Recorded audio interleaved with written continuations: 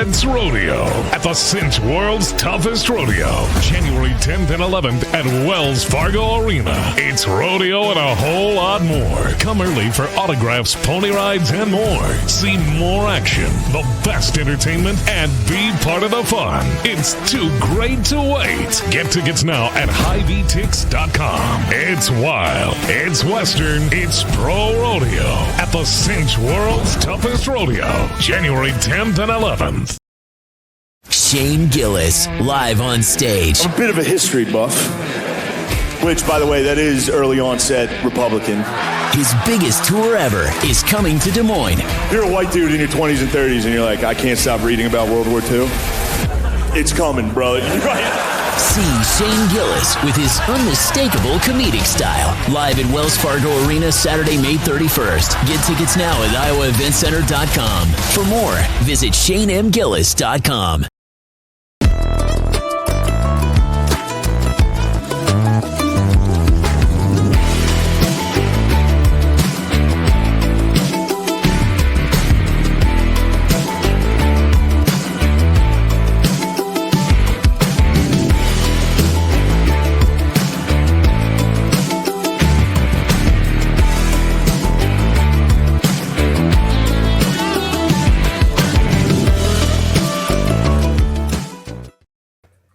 Congratulations to Notre Dame and the Fighting Shane Gillises on their trip to the college football semifinal.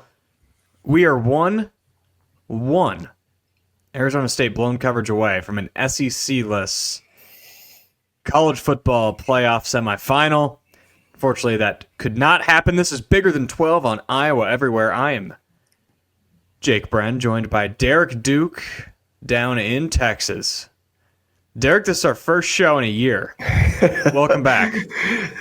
It certainly feels like that. It feels like we haven't recorded in maybe 2 years. And boy, how nice would it have been to have an SEC-less playoff. We got to see that last year in the national championship game. It was so nice hearing Paul Feinbaum be quiet for a couple weeks. But I'm not gonna lie to you, Jake. Honestly, I'm a little hurt. The other day, I turned on two guys, and I see that my co-host and my producer cheated on me with another show. What is that about? Yeah, the transfer portal and NIL, it's infiltrated other areas of life too. If the athletes don't have to be accountable and if the coaches don't have to be loyal, then neither do I. So that they got all the NIL money for Iowa Everywhere. Yeah, that's my reasoning. It was fun getting to hop in with AD, and we were talking. I don't know if we were talking about this on the air or not, or if it was off the air, but I had genuinely talked to AD for probably a total of 15 minutes before that show. Oh, wow. Honestly, kind of like how we started. We'd never talked in person until we had a phone call or two before our first show. And now here we are. Yeah, man. Of course, I'm just kidding. It was awesome to see y'all there. Y'all had a great show. I couldn't have told you that you guys hadn't talked for more than 15 minutes prior to that show. So it was really good. And I hope everyone had a happy new year. I texted you this, Jake. I got in a fight with Jim Beam and Jimmy kicked my ass. Don't normally drink whiskey and Coke, but it's a New Year's tradition for me. And me and the wife spent the evening at my uncle's ranch with my family, had a blast, and actually heading back there Friday for our family Christmas. So believe it or not, I still have one Christmas left. So who would win in a fight? Jim Beam or an SEC team playing a hypothetical matchup? Because both are undefeated. They are. I would probably have to go with the SEC because I don't know if anybody's ever beat them in a hypothetical matchup. So I think that's all that matters. That is all that matters. And they have more quality losses than Jim Beam. Yeah, also helps. Well, Jim Beam doesn't have any losses, so no. We're way off topic. This is Bigger Than 12, brought to you by WealthCharter Retirement Planning and Tax. It's the new year. The best way to start your new year is getting all of your finances set heading into 2025. WealthCharter is run and operated by Tim Hawkins and his great team in Ankeny. What they want to do for you is simplify wealth That's about as good of a sales pitch as you can have. If your finances are in check and your wealth is simple, you're gonna live a happier, stress-free life. You can go to WealthCharterRetirement.com to schedule an appointment at their office in Ankeny. And Derek, the Big 12 football season is over. Not by much. Not by much. Really close to Arizona State pulling the upset over Texas. And let's just get right into it. Should we start with the non-targeting call? I think that's probably the biggest talking point coming out of the game. Yeah, for me it definitely is. And that targeting call, I don't care what anybody says, and I know people like to just focus on the outcome and obviously what happened at overtime. I'm not going to make any excuses for what happened in overtime. Arizona State's defense completely collapsed in overtime. But I will say that non-targeting call, whether you like it or not, it was a game-changing no call. I mean, correct. I don't care what anybody says. It was textbook targeting on a defenseless player. The guys in the booth said it. Rules expert came in, said it was targeting, yet when the officials reviewed it, they didn't see what everyone else in the country saw. And again, I don't care what anybody says. That is a game-changing call. Minute left near midfield in a tie ball game. That's a big call and a crucial part of the game. And the fact that they missed it is absolutely sickening. I'm surprised that Kenny Dillingham kept his composure the way he did, because I have seen him. I remember after that BYU game how upset he was. Oh, yeah. And he was completely in the wrong there. There was definitely a second left. But here, I felt like it was just clear targeting. And everybody you talk to, analysts, fans, just opinions in general on social media, I don't think there was anybody in the world that didn't think it was targeting, unless maybe you're a Texas fan. But again, that is just such a bad no call in a crucial situation. And you even got Brett Yormark tweeting about it. We're going to bring it up in next week's meetings, but it was a game-changing no call. I don't think there's any question about it. Yeah, I kind of ride the fence of, I can jokingly say that Greg Sankey made a phone call, which I don't think that happened. And I don't think within the officials, within the actual day-to-day people in football, I don't think there's this inherent bias towards the SEC. But at the same time, if roles are reversed, I have a hard time seeing that not being called targeting if Texas was on the receiving end of the hit. And that's probably more so just an inherent big brand bias, not necessarily a Texas and SEC type bias. But at the same time, while it decided the game, Arizona State still had their chances. Who knows if they even made a field goal at the end of regulation. And in overtime, they had 4th and long. They needed one stop. One stop would have ended the game. They would have pulled off one of the great upsets in the history of college football. And they were that close. And they sent the house, and they were aggressive. And I've seen a lot of criticism towards Kenny Dillingham and that decision, which I get, but at the same time, I don't think it's really fair to criticize a coach for doing something that he's done all year. Kenny Dillingham has gigantic nuts. Gigantic. It's incredible. And that is part of the reason why they are even here. Why they went from picked 16th out of 16th to first and one play away from winning a college football playoff game. And if they go away from that and Quinn Ewers is able to sit in the pocket for 7 seconds, a receiver finds his own and they score a touchdown, is the conversation today, man, I can't believe Dillingham went away from his roots. I can't believe he went away from what's been working all year. So I think it's a product of, we're kind of judging we're judging the decision and the call based off of the results and not necessarily the body of work in 2024 that had got him to that point. Is that hindsight's always 20/20 in these kind of games, and you can probably take some things back. I'm sure Texas would like to have a few things back, mostly when it comes to kicking field goals. But again, there's definitely some things Arizona State could have done a lot better, especially when it came to special teams. Had a blocked field goal of their own, give up a 75-yard punt return for a touchdown. Right. Like, those are things you cannot do against a quality team in a playoff game. Those are what you call a recipe for disaster. Luckily, Arizona State was able to bounce back and really kind of find their momentum and their groove late in that game. But again, it's just they didn't have enough break their way towards the end. I feel like maybe it was the no call. I don't know, but I felt like that was definitely a game-changing play. Right. But then again, they did get momentum back when Auburn missed that field goal late. He dunked it off the upright. I felt like that should have gave Arizona some life and momentum. They scored, but defensively, it was just like the gas just ran out. Yeah, they got him into that 4th and long too. It's just a matter of Ewers made a perfect throw. I know the safety was playing it too short. He was too shallow. If the safety was even a little bit deeper, who knows what happens. But even though the safety was out of position, it still took a perfect throw by Ewers with pressure in his face. And that's where sometimes you just gotta tip your cap to the other team too. And Texas is deserving of moving on to the next round. But what's crazy to me is if you just look on paper, blind resume, it looks like Arizona State outplayed Texas. Time of possession, yards. I know that's not what matters at the end of the day. It's who's in front on the scoreboard.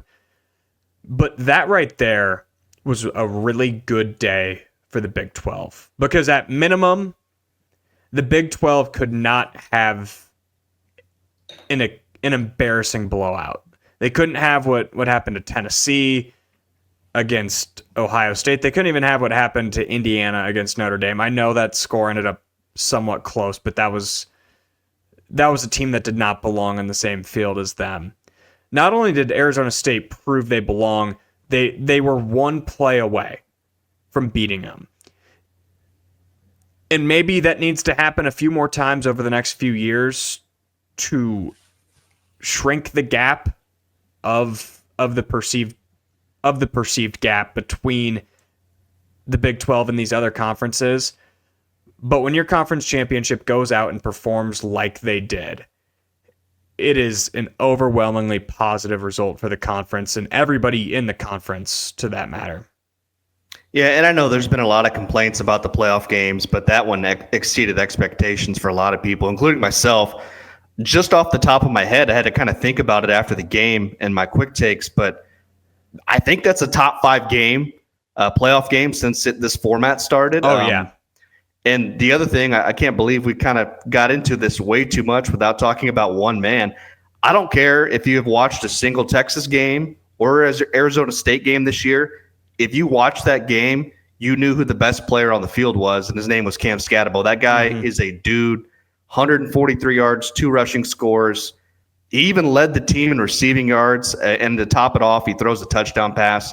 I saw that after the game. It's been 26 years since the last time a Peach Bowl MVP came from a losing team, and it doesn't happen often for a reason because there's not many Cam Skattebos walking around playing in that game. So I compared it to the scene in Gladiator where he just goes, "Are you not entertained?" Like, he is, one of the best performances in a playoff game I have ever seen. It was that damn good. And I also give credit to Sam Levitt. I know he kind of had some smack talk towards Quinn Ewers earlier in the week about proving to be the best quarterback in that game. I thought he played well. His stat line's not going to be great, but big run on 3rd and long, set up a score. And again, it felt like just for a freshman, the moment was never too big for him.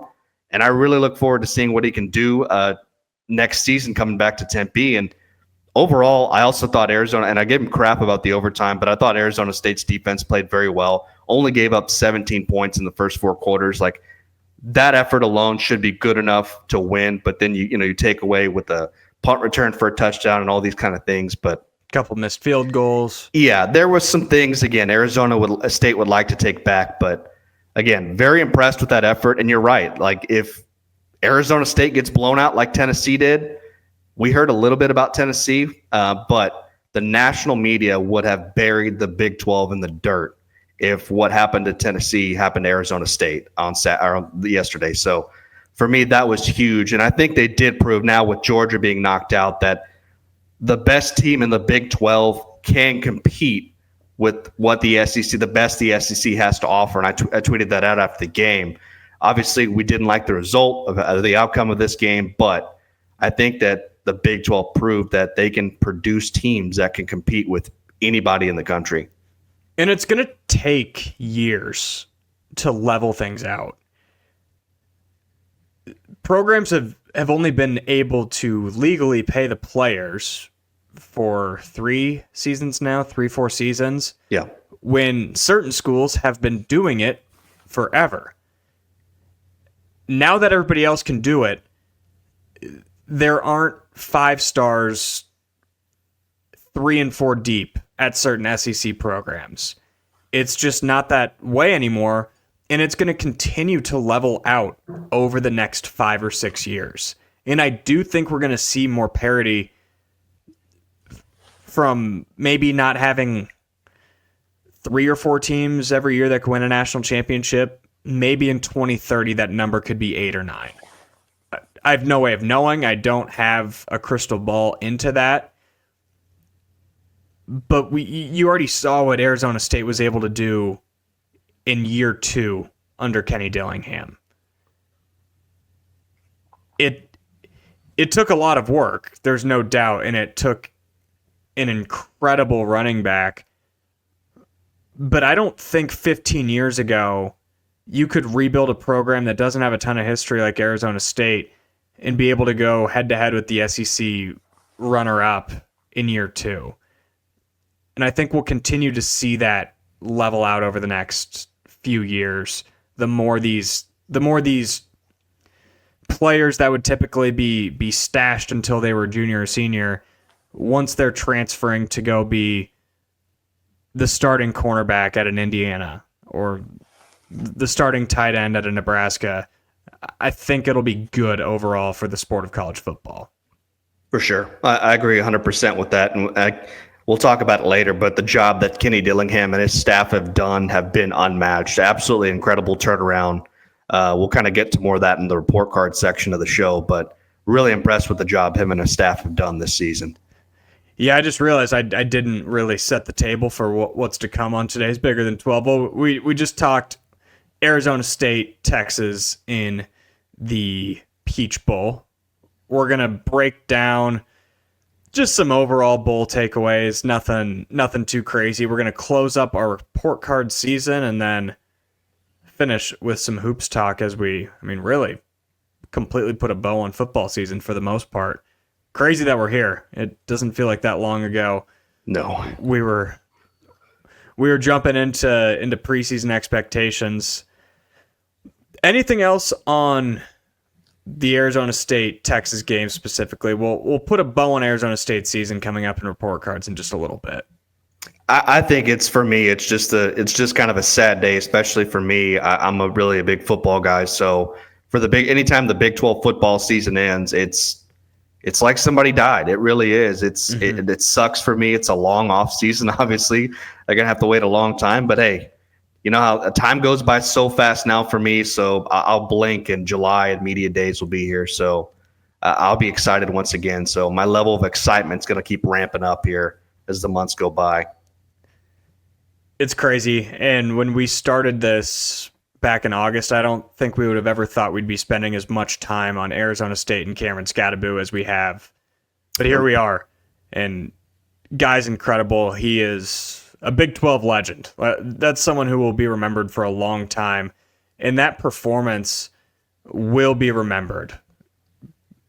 It didn't end in a win, but it dang near almost did, pretty much just because of him, and that's pretty incredible.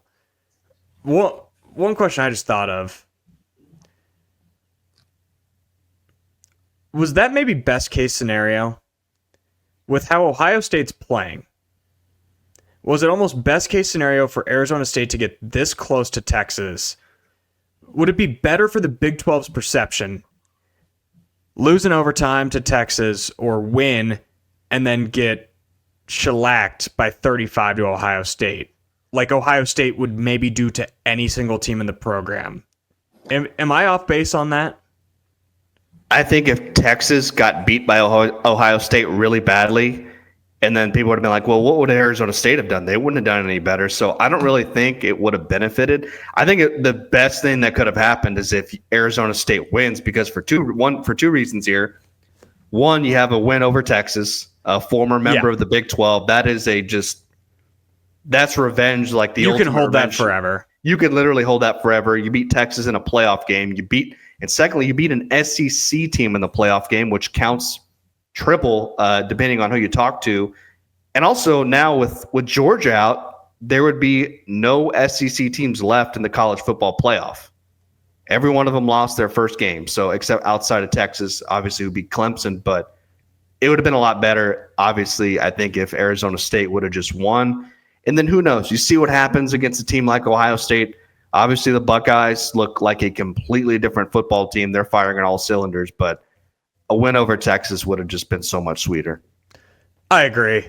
I just have a hard time getting it out of my head how often people bring up what happened to TCU in the national championship game a few years ago without ever mentioning the fact that they beat Michigan to get there. And that's where, what would the Big 12's perception be if TCU lost that game to Michigan in triple overtime a few years ago in this incredible back and forth game, opposed to winning it and then losing by 60 to Georgia? It shouldn't be that way. It shouldn't be remembered more fondly to not get to the national championship. But sports fans and honestly, more specifically, a huge section of college football fans are just idiots. Not the good listeners of our program. Not at all. We know you've got good taste because you're listening to Bigger Than 12. Of course. It's the folks where it just means more.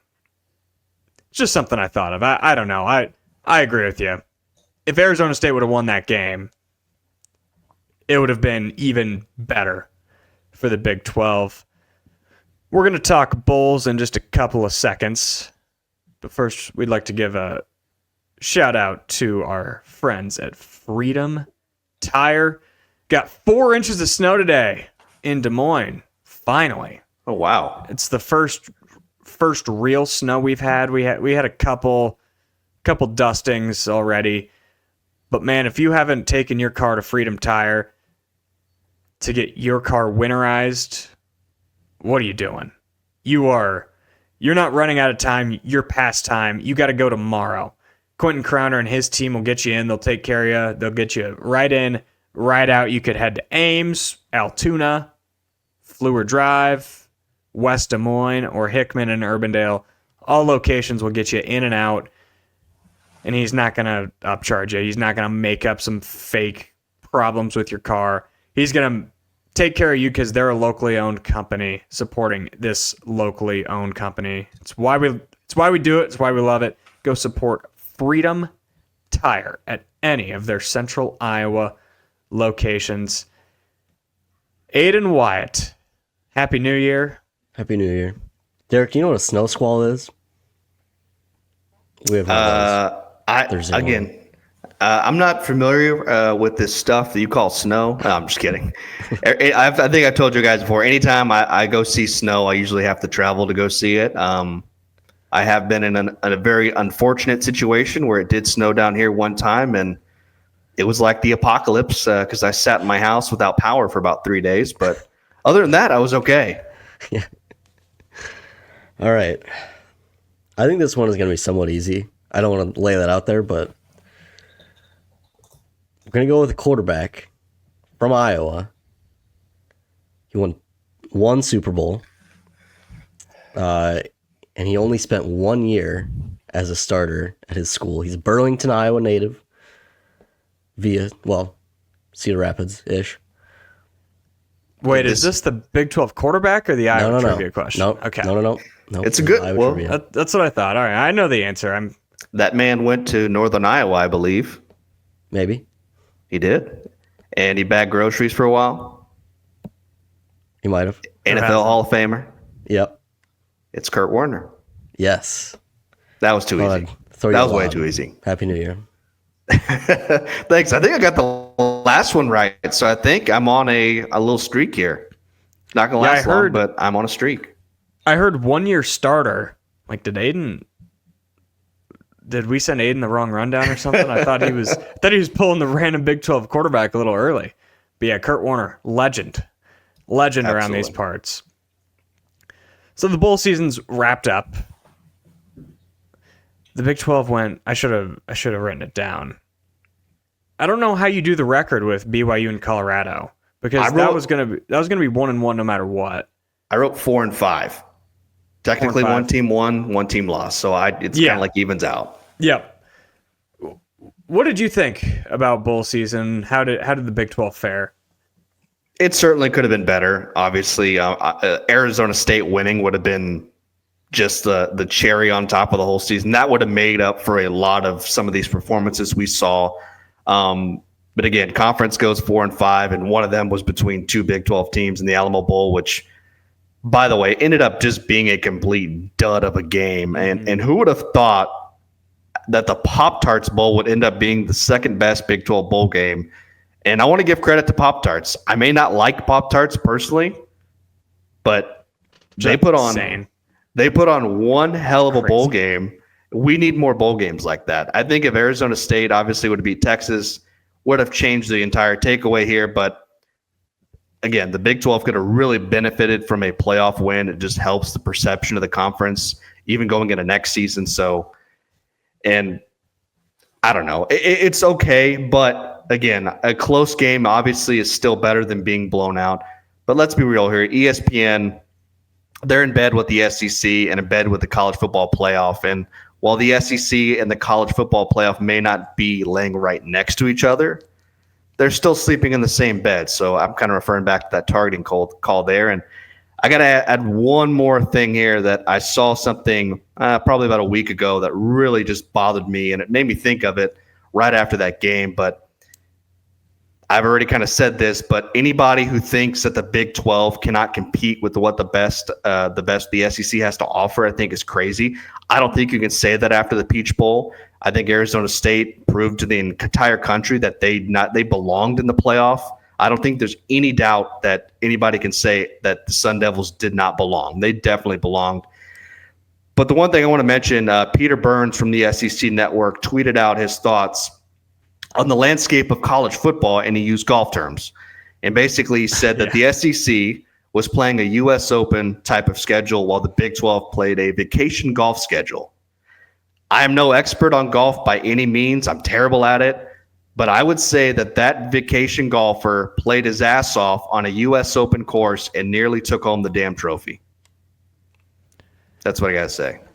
The vaunted 17th hole at Pebble Beach is also known as playing Mercer in the middle of November.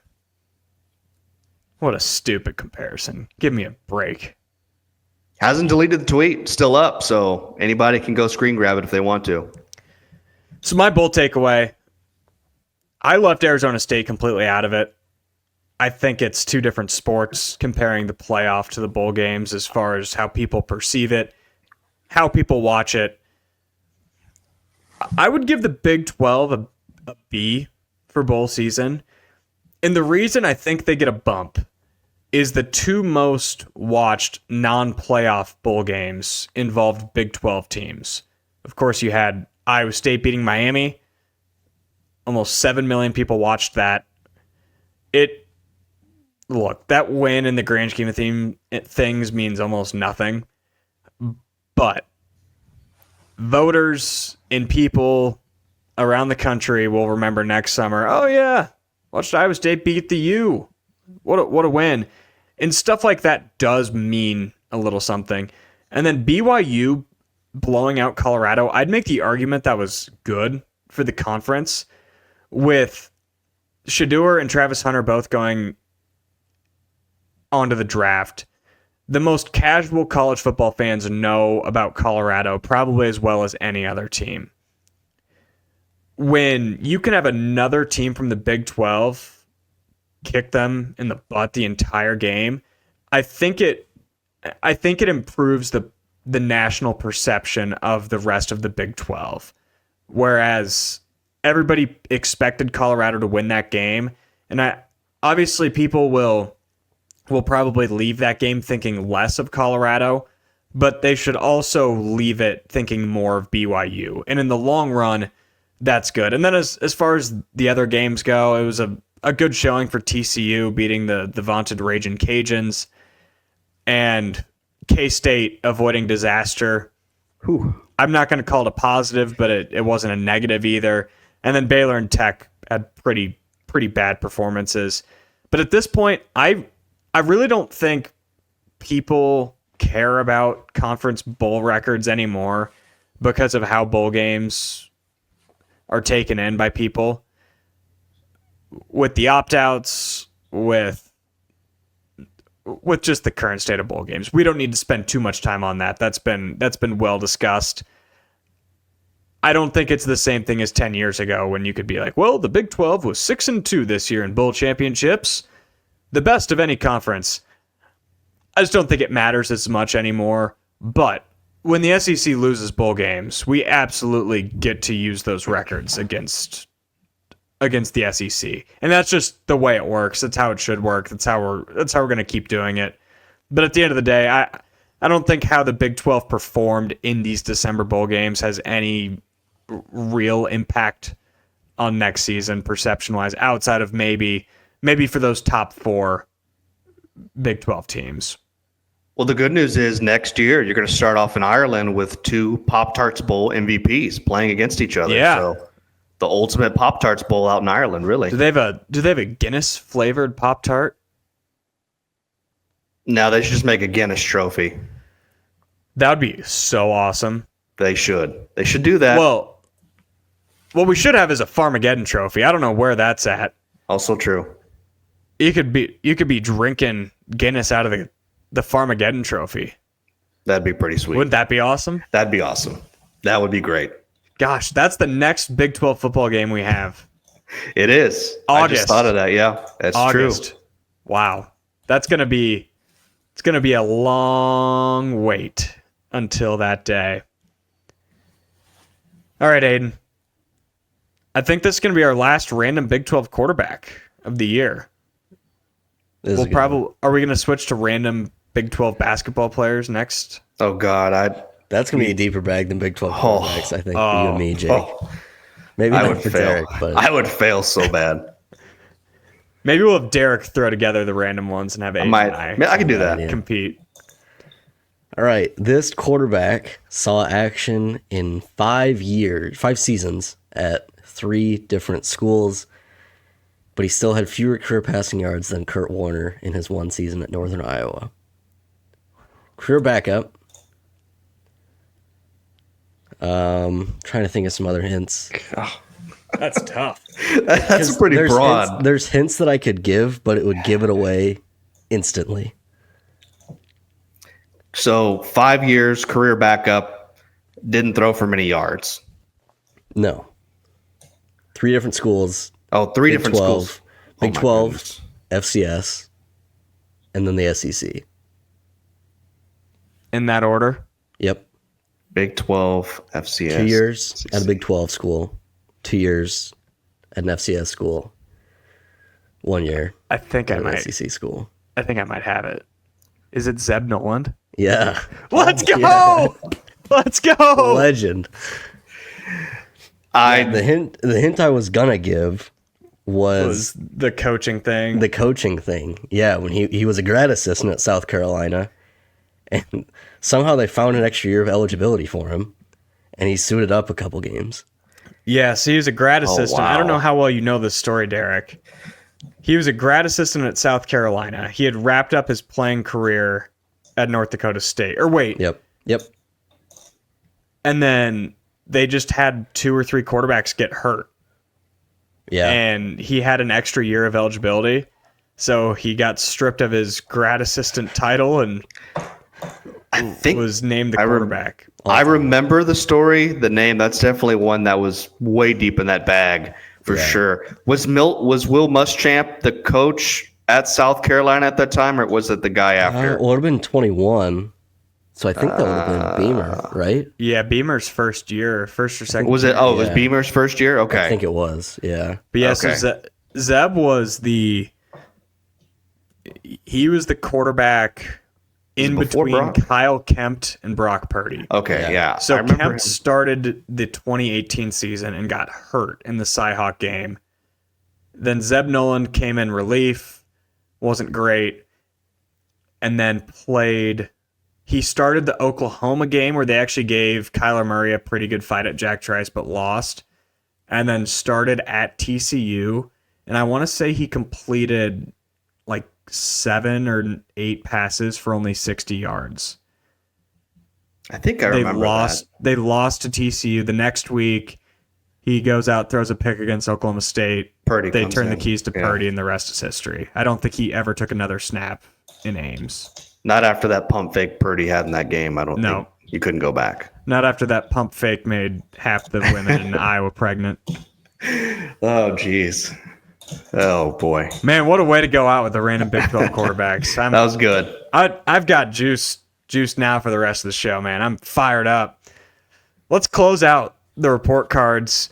We had a lot of depressing ones early on in the month of December. That's for From sure. talking Utah and Oklahoma State. So it's going to feel good to talk about the top 4 finishers in the Big 12. All finish in a 4-way tie for first place before the conference championship.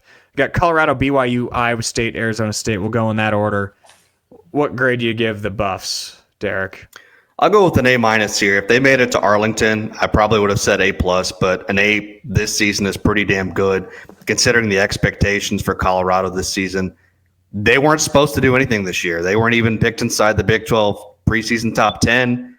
They weren't, and in late November, here they are playing for potentially a spot in the Big 12 championship game. So right on the cusp of a Big 12 title game appearance. And at one point, they were in control of their own destiny before that Kansas loss. So very impressive. Obviously, Shedeur Sanders was incredible this season. Best quarterback, I believe, in the Big 12, hands down. And the guy did it when he was just running for his life on nearly every snap. And, of course, Travis Hunter, what more can I say? Heisman Trophy winner, best player in college football. But with Colorado, what really surprised me about them was the way that their defense played. They were much better than I anticipated, and they put together some solid performances, excellent pass rush, and they were able to get to opposing quarterbacks. I believe they finished first in sacks, so really good. Were they perfect? No, but much better than expected. They still need to get better in the trenches, especially on the offensive line, but overall, what a surprise this team was. Dion and his staff did an excellent job, and for them to win 9 games this season was amazing considering what they were working with.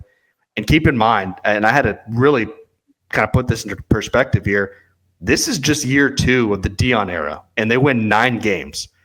Obviously, there's still some rumors around him about leaving for the NFL, but for as long as Dion's there, I think they're going to be a threat to win a Big 12 title at some point in the next few years. I'm going to give him an A. There were several moments early in the season where I was very outspoken and very on the record of questioning if Prime would ever have a legitimate program. And I was proven wrong pretty much week in, week out for the last 2-3 months of the season. 9-4, a Heisman winner, and a top 5 quarterback in the NFL draft by all accounts is an overwhelming success. And they proved that they actually have some substance. Year 1, a lot of flash, a lot of media coverage, a lot of attention. Some cool wins early in the year that didn't end up being as special as they maybe seemed at the time. And I thought it was going to be a lot more of the same in 2024. I could not have been more wrong. It's an A for me. I hope in the offseason they can build somewhat of a run game, become just a little bit balanced. I know they brought in the Liberty quarterback. They've also got a 5-star quarterback coming in. It will be a step down from Shedeur Sanders. It's pretty impossible to not have a step down, but the fact that they've got 2 guys like that coming in You know Skill is going to want to come and play for Coach Prime.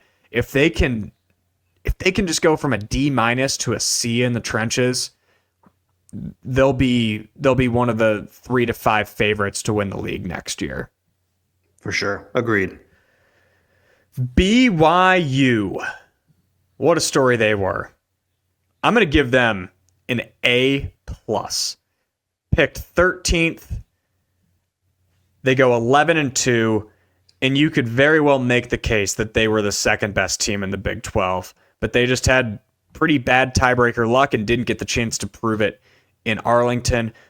In my opinion, it's a joke that they weren't even in the discussion to be an at-large team. I'm not saying they should have been in the playoff, but when the team that got the final at-large was SMU, a team that BYU beat on the road, it's a joke that they weren't taken seriously by anybody. Jake Retzloff proved to be a good quarterback, a top half of the Big 12 quarterback.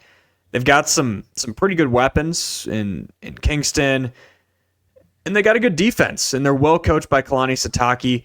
They had a lot of close game luck, a lot of bounces that went their way, but I'm not going to let that affect my grade. I will see how that factors into 2025 if they get a lot of those bounces again. But for me, I would have never thought that this was a 11-win football team. It's an A+. I'm going to go with an A. This team got off to a hot 9-0 start and then kind of just ran out of gas in their final 3 games of the regular season. As you mentioned, Jake Retzloff was a nice surprise, but he also kind of faded down the stretch as well. But I did like some of the weapons that they had. LJ Martin was a very underrated and solid running back for them. And I don't feel like many people talk about the receiver duo of Chase Roberts and Darius Lassiter, really 2 key weapons for them there. But the real hero of this team was their defense. Finished with the number 1 scoring defense in the Big 12 and number 1 in just total defense, outstanding overall. It's just a shame that they did struggle against Kansas and Arizona State. They showed up in the Alamo Bowl and absolutely kicked Colorado's ass for 4 quarters. That was the BYU, the one we saw in the Alamo Bowl. That was the BYU team from earlier in the season. I just wish we saw that same team in the entire month of November. But overall, great job by Kalani Sitake. I thought he was going to end up being one of the coaches on the hot seat at the end of the year, and he proved me wrong. This team finished with 10 wins and a bowl win, so technically 11 there. Great season for the Cougars. It was quite the turnaround, because I remember when they came into the league last year. They're this storied program, and you think BYU, you think big, tough, run the football, veteran guys across the entire roster. And I remember being shocked at how small they seemed when Iowa State went out to Provo and beat them by a lot of points. So that turnaround from year 1 to year 2 in the Big 12, that can't be understated. It was a great turnaround by Sitake, but now they've got the expectations next year, and they had a lot of close calls. A lot of close calls. A lot like the next team we're going to talk about, the Iowa State Cyclones. Of course, Iowa State gets my second highest grade here, but I'm going to go, well, I guess it would technically be third. Well, second, I guess, would be true with BYU here. So I'm going to go with a solid A. I didn't want to go A+.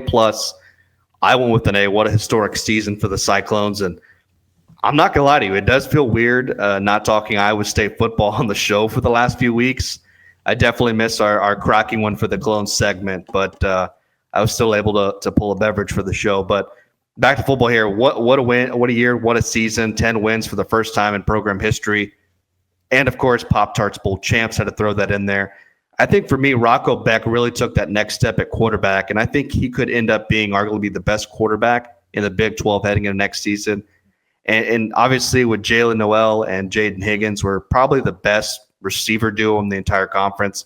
Defense was top 3 overall, number 1 pass defense, and John Haycock certainly worked his magic once again. And let me say this, to do this with this defense, with all the injuries at linebacker and just injuries overall as a team, this was nothing short of a miracle of what he was able to do. I'm not saying John Haycock turned water into wine, but he was pretty damn close here with what he did on the defensive side of the ball. The only complaints I would really have was probably the lack of a consistent running game and the lack of a pass rush. Iowa State has to get better in the run game, and they need to find some pass rushers in the portal. I think that's going to be a big need for them there. But other than that, again, what a year, what a job by Matt Campbell and his staff. And I said this after the Big 12 title game, but nobody should be surprised anymore when Iowa State makes it to the Big 12 championship game. This program under Matt Campbell should be there every few years with the way things have gone. I must still be in the Christmas spirit because I'm handing out good grades to everybody today. I'm going A+ as well for Iowa State. Oh. They checked the box of the first ever 10-win season, even hit 11 for a bonus. They were 1 win away from the college football playoff. I know the Big 12 championship was a disappointment. In my opinion, it's still a bit of an anomaly. Not that they lost to Arizona State, more so the fashion that they lost. If they play that game 10 times, I think it's only a blowout 1 or 2 times. So I don't want to let that cloud my judgment of the season altogether. As far as the offense goes, in a weird way, I think the offense was a bit of a disappointment for me, which is crazy to say as I give them an A+ grade as they win 11 games. They just never hit their full stride for a full 4-quarter game. The closest they got was probably West Virginia or maybe even Utah. But Utah, they threw a pick 6 and they had a blocked punt. I think in 2025, Rocco Beck needs to get more accurate, go from 59% completion percentage up to 65, 66. And when that happens, or if that happens, I think they'll be more steady, even if it's a little less explosive. And I think that will do the team a lot of wonders. As far as the defense goes, John Haycock got everything he could out of that depleted defense. There's no criticism on my end for Haycock. I think tweaks do need to be made going forward as far as personnel, how they recruit, like you said, the pass rushing, and it might be time to maybe evolve not away from the 3-3-5, but implement other play styles as well into there. Altogether, though, it's an A+ when it's the best season on paper in school history. For sure. And then Arizona State, I'm going to go with a C-. Good quarterback, solid running game. I'm kidding. I'll let you go first, and I will not be giving out a C-. I think the only answer is an A+, and if there was such a thing as an A+++, they would deserve it. Obviously, it starts with our guy, Cam Skattebo. He was the engine of the offense. He is that bell cow back, and I've said before, he can do it all. He could run, catch, quick, shifty, flat out run over people. And I haven't seen many running backs like him. He may go down as one of the best running backs in the Big 12 history, especially after that performance, putting on a show in front of a national audience, the Big 12 title game, and against Texas in the playoff game. It's a shame. He should have been in New York for the Heisman ceremony. And outside of Cam, I really like the maturity of Sam Levitt as well, freshman quarterback. He got better and better as the season went on. He finds ways to move the chain, finds ways to keep his team in games, and he just doesn't make mistakes like a freshman quarterback would. So very interested to see how he progresses this offseason. And let me say this, for a team to play as well as they did without their top receiver and Jordan Tyson was very impressive. I don't think many teams can go out there and do what they did without their top passing target. And defensively, I think they were really just as good. They shut down the Texas run game, and that's something they've done all year. I think they have the number 1 run defense in the Big 12, but there's not much to say here, but wow, with this team, to go from being picked last in the preseason poll to winning the conference, I'm not sure if that has ever been done before. I'm not sure if that's something we will ever see again in our lifetime, but this team came out of nowhere essentially and was on the cusp of making a semifinal. Big 12 champs, they were just not a story in the Big 12. They were a story nationally. And Kenny Dillingham is going to be one of the hottest coaches in college football here. His phone's going to be blowing up in the next 10 months, regardless of probably what they do next season. So it's an A+ for the Sun Devils here. And man, that's 4 A's, I believe, here on this report card. I can honestly say I've never experienced that in my life. I was I was more of a C- man myself. Well, when you look at this, the 4 teams we're doing today, the 4 teams that all finished in a 4-way tie for first, the one with the highest expectations in the preseason were Iowa State, and they were picked to finish 6th. So all of these teams overachieved to vastly overachieved. And I don't know if there's a level beyond vastly overachieving, but that's what Arizona State did. And for that, I'm giving the Sun Devils an A++++. Truly. From last to first, the best story in college football this season, hands down. And not only did they win the Big 12 out of nowhere, they represented the conference in the playoff better than most expected any team could or would. So that's where they get their second plus. And their third plus, it comes from signing superstar Kenny Dillingham to an extension. That makes this season an A+++. And they should be the favorites going into next season. I can't even imagine how hot of a portal destination it's going to be to get guys to go to little old Tempe, Arizona, and have to hang out in that type of weather at that type of school. Kenny Dillingham is 34, going on 35. He's one of the hottest names in college football, and I am very, very excited to see where he takes that program in the next 5 to 6 years. For sure. And then, not a bad season by that running back by the name of Skattebo either. Not a bad season at all. Not at all. Well, do we have sad music? Football is over, folks. Do we have sad music we can play? Yeah, that kills me.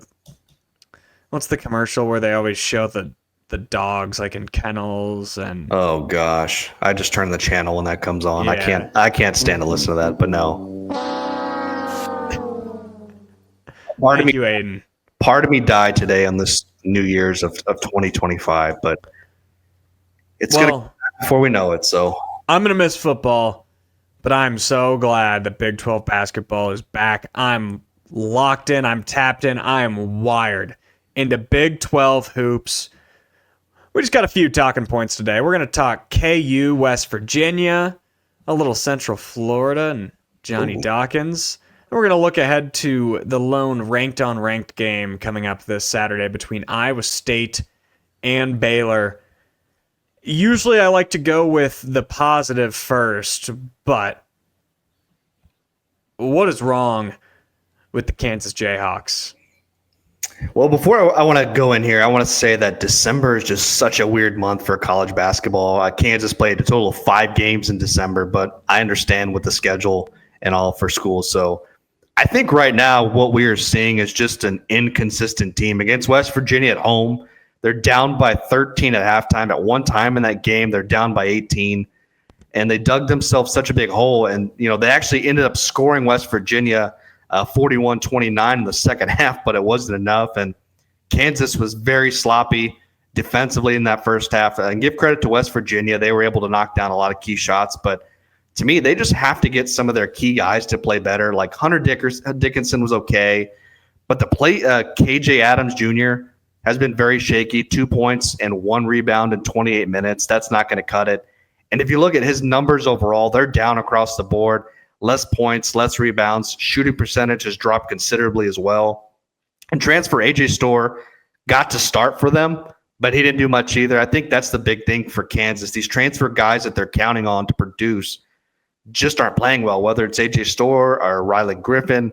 They need some of these guys to step up. And I had to look back. I saw this in the post game. It's the first conference opening loss for the Jayhawks since 1991. That's a long damn time. But again, it's still early in the season. I don't expect Kansas to look like this come tournament time, but I think there should be a little bit of a concern right now with this team. Yeah, I've got a concern level for them. And they've got problems that I believe are fixable because they still have one of the best and most expensive rosters in college basketball. It starts at the 4 spot. This team needs less KJ Adams. They don't need more from him. They need him to play less. I know he's Bill Self's guy. He cannot be starting. Adams is not a good enough rebounder to justify playing him with another big man in Hunter Dickinson. Everything is so bogged down and awkward on the defense, and that has been a problem going back to last year, and it's been blatantly apparent this year. Adams is still a good player. He's a great athlete, but he should be coming off the bench.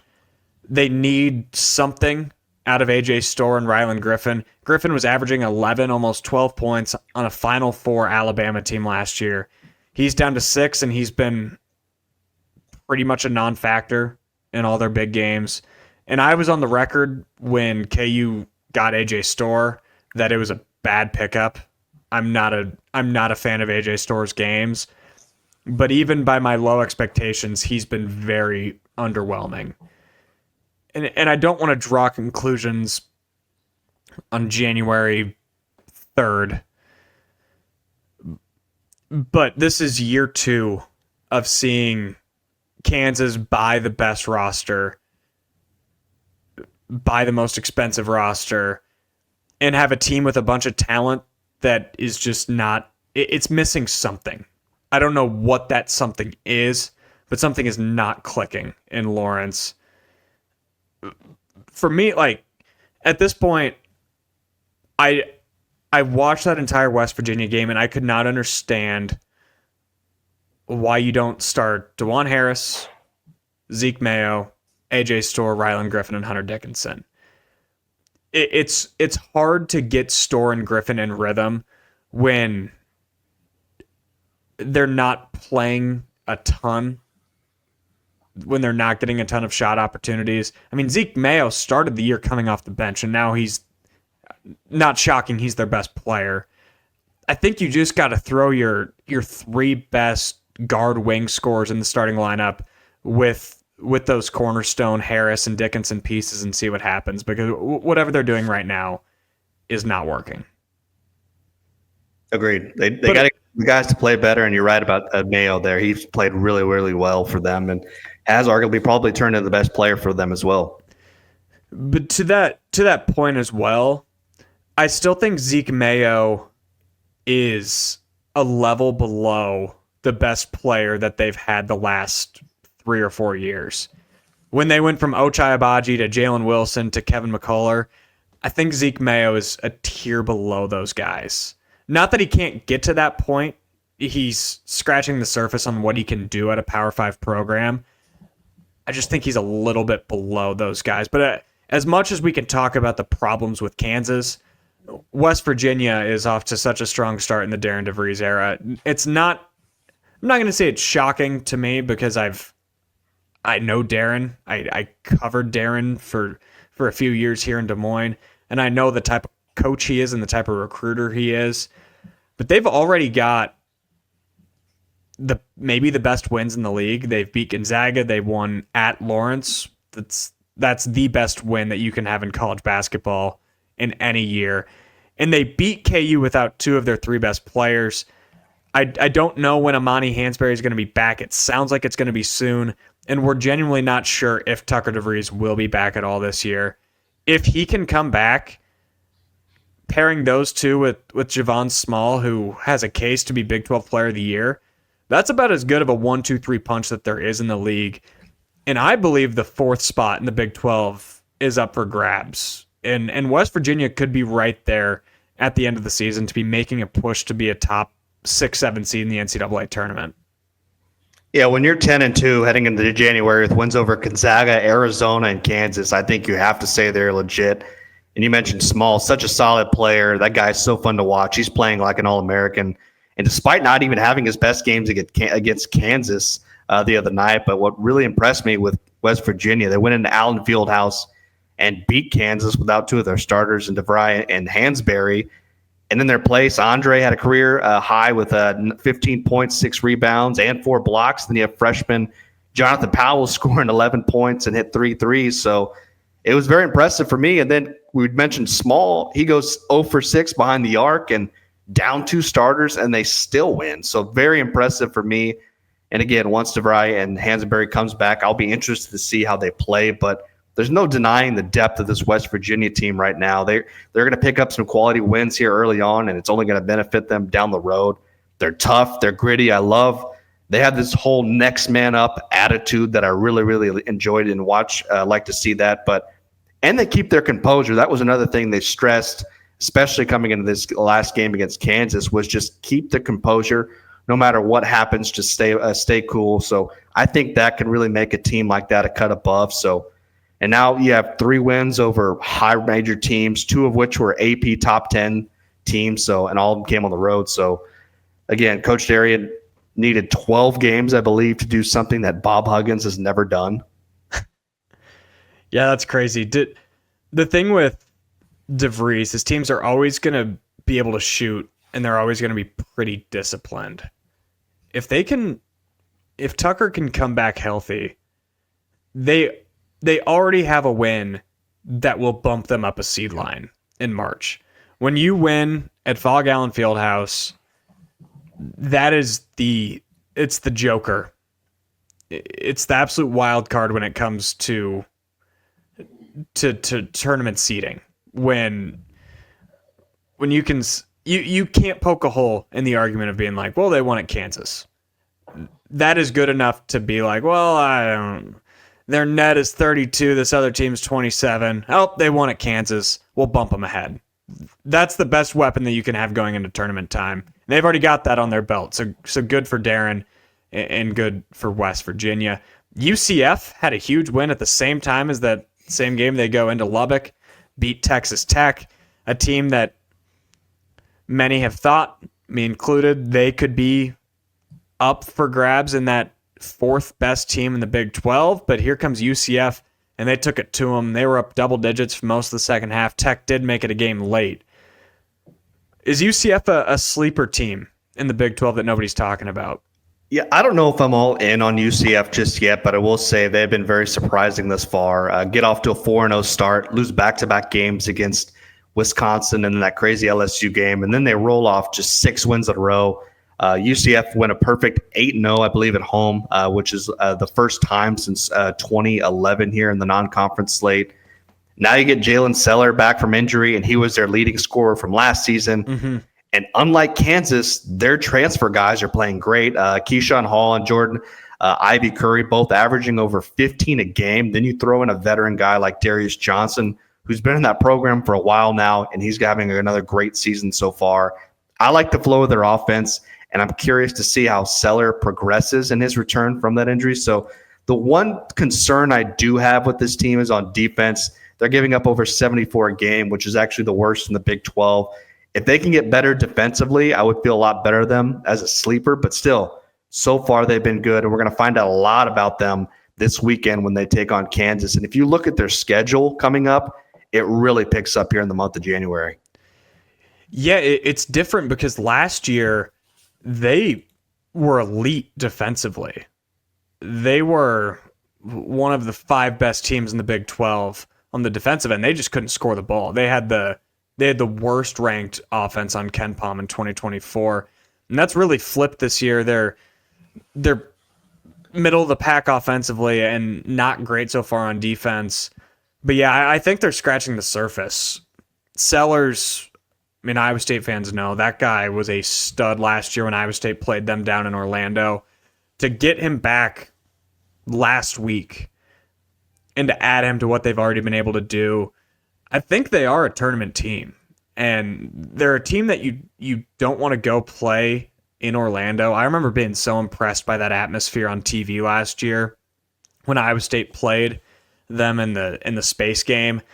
They've got a lot of length, a lot of athletes. Their freshman, I believe it's pronounced just Thom, is the 7-footer, skinny kid, great athlete, great shot blocker. They've got the pieces to be a nuisance for other teams. And when you combine how good they were on defense last year, you think they might maybe regress to the mean in that sense. And maybe they're a middle of the pack defensive team by the end of the year. And if that's the case, we know how down the middle of the Big 12 is compared to years past, and that's leaving opportunities for teams like UCF, teams like West Virginia to step up into that middle of the pack and be tournament teams. And that's good for the league if you can have teams that were projected as bottom dwellers to rise up to the level. And they got Mikey Williams, one of the most well-known former AAU prospects that hasn't really done much. He was also hurt. He just returned from injury the same game that Sellers did. So that's definitely an ace in the hole that they've got sitting on the bench. For sure. Really impressed with UCF so far. But again, schedule's going to pick up. We're going to find a lot more about them here. We got a big game Saturday. We don't need to spend a terrible amount of time on it. Iowa State hosts Baylor. Cyclones, I was super impressed with their win over Colorado. You can hear the sirens. Okay, I was wondering where that game was coming from. Yeah, that's me. Sound the siren? Okay. Happens about 5 times a day here in downtown Des Moines. Iowa State hosts Baylor. It's a weird Baylor team. It's pretty similar to years past. It feels like Iowa State always plays Baylor as their Big 12 home opener. I don't know why it seems that way. Great offensive team. They can be a little lacking on defense, but Scott Drew has won in Hilton a lot before. It wouldn't shock me if he was able to find a way to do it again. But I still think Iowa State's able to run away with it. Yeah, I'm glad you mentioned offensively here because if you look at the numbers, they're top 2 in the Big 12 in points per game, with Iowa State just right above Baylor there with 87.7 points per game. And I think we talked about Baylor's struggles here before on the show, but ever since that loss to UConn, they do look a lot better, and they look like they're really clicking on all cylinders offensively. And 5 players averaging double digits with Amir, Wright, Roach, Nunn, and then VJ there. And the funny thing about that is Iowa State has 6 players in double digits with Gilbert, Jones, Jefferson, and Milan, and Jackson, and Lipsy. So really just offensive firepower all over the court here. But for me, the key here is going to be who's going to be making those crunch time stops down, late in the second half, who's going to be able to get those key stops when it matters most. Now, I will say the one key for Baylor that I did notice that they're actually top 5 in three-point attempts. They're shooting nearly 38% behind the arc, while Iowa State's around 34, I believe. So if Baylor is able to knock down some of those three-point shots, that would be huge, especially early on to pick up some momentum early, because I think you are going to need it in a place like Hilton. But overall, and it's inside Hilton, the magic there, I can't see Iowa State. But again, I think this game is going to dip in the high 70s or possibly the 80s. It's going to come down again to who's going to make those key stops. But I gotta go with the Clones here. I believe that they're gonna be able to edge them out late here in this game and get some of those key stops that I'm talking about. It's a tough matchup for Iowa State because by design they give up a lot of 3-point attempts. And Baylor loves to shoot the 3. But TJ Otzelberger's been really good against Scott Drew since he took over as head coach. And when Iowa State has won these games, they've dominated. And I don't want to say they've been able to make Baylor quit, but that defensive intensity that Iowa State comes out with can be a lot for some teams, especially in that building. So for me, I think I'll be able to tell 5 minutes in the type of game that it'll be. If Baylor's making great passes out of traps to open guys and knocking down threes, this game will come down to crunch time. But if Iowa State's able to force 5 or 6 turnovers in the first 4 to 5 minutes, you'll know it's going to be one of those days where Iowa State's able to force 22, 23 turnovers like they did to Baylor and Kansas City last year and dominate them. And that's kind of the way that I lean. I think Iowa State will be able to force 18-plus turnovers, score 25 points in transition, and win a comfortable 12, 14-point game as they honor the 2000 and 2001 men's basketball team, the greatest era of Cyclone basketball ever, as Larry Eustace comes back to Hilton for the first time since 2006. It's going to be an electric atmosphere. Were you born then in 2006? How old were you in 2006? 2006. Oh, yeah. I was spring chicken. I was like 5 years old. 2000? Are we even alive in 2000? No, I'm glad I wasn't alive in 2000. If I was alive in 2000 to watch the Auburn Hills Elite Eight game, I would be in a very dark place still to this day. So I'm glad that I was not alive for that. I also wasn't alive for Hampton. I was in the womb, but I was not alive to watch Iowa State get upset by a number 15 seed Hampton. Damn, I'm getting Jamal old. Tinsley's senior year. I'm getting old. But yeah, I think that's going to do it. We're full in on basketball mode. I'll be locked in every minute of every Saturday and then Monday, Tuesday, Wednesday night. Best time of the year, baby. It's definitely spread out throughout the week. And, man, conference play is now going to be here in full swing. So basketball season is in full effect right now. Let's do it. Let's basketball. I'll be at Hilton Saturday, and I'll probably be at Hilton Sunday for the women's game, and maybe at Hilton on Tuesday. It's a lot of clone cones. I won't be in Hilton. I typically don't eat clone cones when I work. I'll be watching. So I'll be watching that game for sure. I like to be professional. No ice cream on the job. No ice cream on the job. All right, Aiden. Any housekeeping before we go? Got anything you need to get off your chest? Good. I didn't want to hear any housekeeping either. All right. He was going to tell us. He was going to tell us everything we did wrong on the show. He'll save that for after we cut off the camera. Yeah, we don't have time to get into all that. This has been Bigger Than 12 on Iowa Everywhere. Go support legends and listeners. They had a new show come out on Thursday. Murph and Andy, we live Friday at 1. We'll see you next week on Bigger Than 12.